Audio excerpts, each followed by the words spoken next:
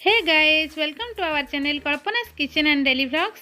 Friends आज आम बनवाक जाऊँगी सिंबर गोटे मसला। तो ये देखा केते सुंदर होता है और खाइबा बहुत टेस्टी होता है। तो चलतु फ्रेंड्स बनवा स्टार्ट करवा। मुझे प्रथमे कड़ाई को एमती बसई नहीं।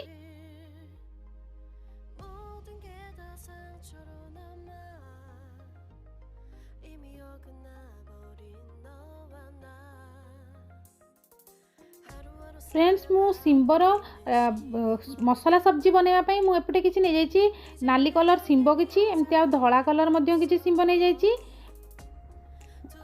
देखो मु आलू किसी नहीं जाइए एमती आलू को छोट छोट काटी नहीं जमी सिंब सेप्रे से देखा। तो मु पियाज किसी काटी नहीं एपटे मु टमाटो को काटिकी रखी नहीं किसी धनिया पत्र को काटिकी रखी नहीं मुझे परिवा नहीं सागर किसी मसला नहीं जहाँ को आप वीडियो माध्यम देखिपारे। चलतु एबे बनवा स्टार्ट करवा। कड़ाई ताती गला तो मु तेल पकई नौ तेल ताती आसला तो मु काटिकी रखी आलू को आग पकई भाजी नेबी तापर सिंब को ता देहरे मु पकई नेबी टिके आलू लाल हे आसला बेलू मु सिंब को पकेबी भाजिकी ताकू भल भाव भाजी देबी जमती कि ता ऊपर अंश पानी मरीज।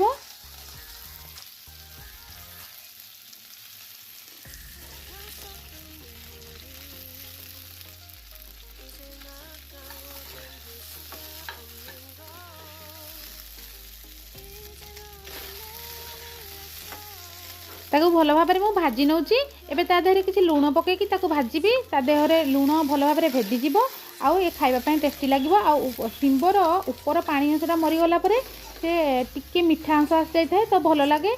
तो मुझे सिंब को भाजी नेली एबे किसी समय ताकू घोड़े नौ 2 मिनिट घोड़ेला मुझे घोड़णी को आड़े नहीं ताकू भल भाव में भाजी नेबी। देखो सिंब एबे टिके ऊपर टिके भाजी है भाया हो आसलानी तो ताकू आम आउ थे पुणी घोड़े नवा टिके सीझापी छाड़ीदबा। एबे याकू मु अलग गोटे प्लेट रे बाहर कर नौची एवं कड़ाई को परिष्कार भाव में धोई नहीं कि पुणी गरम करके तेल पकई नौची से किसी जीरा पकेली जीरा को टिके फुटिया पर्यंत मु छाड़ी दउची।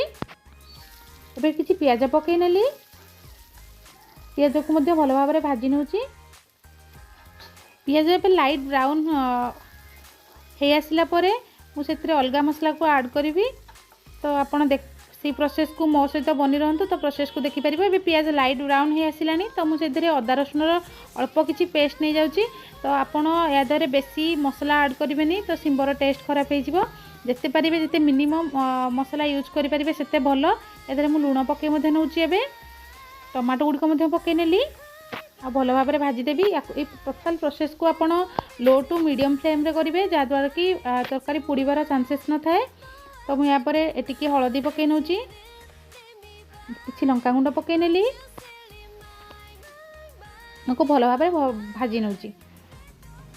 फ्रेंड्स मो वीडियो जदि आपण मानकु भल लगुच तो लाइक शेयर और सब्सक्राइब कर दिंतु please please please subscribe my channel. Friends एबे मसला हलदी लंका गुंड ठीक रे भाजी आसलानी तो मुझे जीरा गुंड पकई नौ।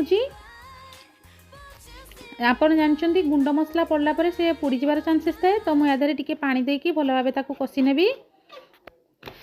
मुझे पानी नहीं बर्तमान एबे मसला टिके सीझी आसलानी तो ता देहरे मु किसी धनिया गुंड पकई नौ आउ या वेट करी जेपर्यंत मसलू तेल न छाड़ी।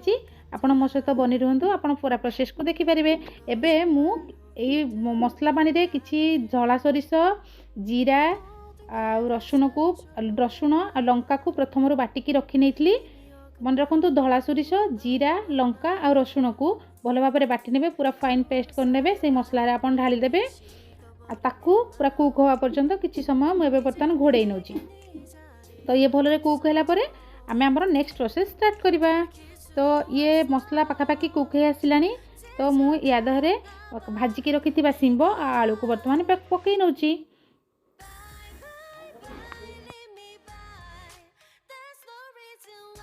फ्रेंड्स ये सिंब को आम किसी समय पर्यंत एमती मसलार कषा जमीक कि 5 ରୁ 10 मिनिट पर्यंत आउ मीडियम फ्लेम रे आम कषा।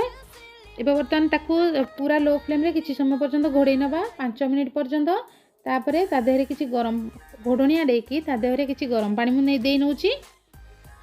गरम पानी देकी टिके भाजिकी आपण पुणी थरे को मध्य घोड़े नेबे जेमती कि 5 मिनिट पर्यंत घोड़े नेले जेमती कि सिझी जिवो।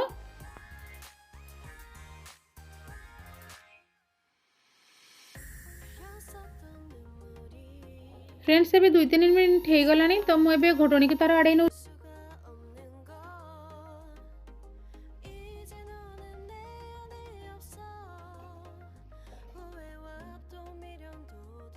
एबे आ देहरे मु किछि धनिया पत्र पकई नौची और टिके ताकू धनिया पत्र को मध्य ता देहरे गोळेई नबा। एबे पूरा हमर सिंबर मसला करी पूरा प्रिपेयर हे आसिलानी। तो ये देखा देखो केते सुंदर देखा होची खाया पाई मध्य बहुत टेस्टी लगी थाए। फ्रेंड्स चलते भी यार प्लेटिंग कर नबा आउ याकू गरम भात संगे रुटी संगे खाया पाई बहुत टेस्टी लगी थाए। Friends please please please subscribe my channel जहाँद्वारा कि मते मोटिवेशन मिलिबो कि मु नुआ वीडियो आपण मानकु देई परिबे। मते आपण माने बहुत मात्रा रे सपोर्ट करंतु। Please please please support me. Thank you for watching my video. Please please please subscribe.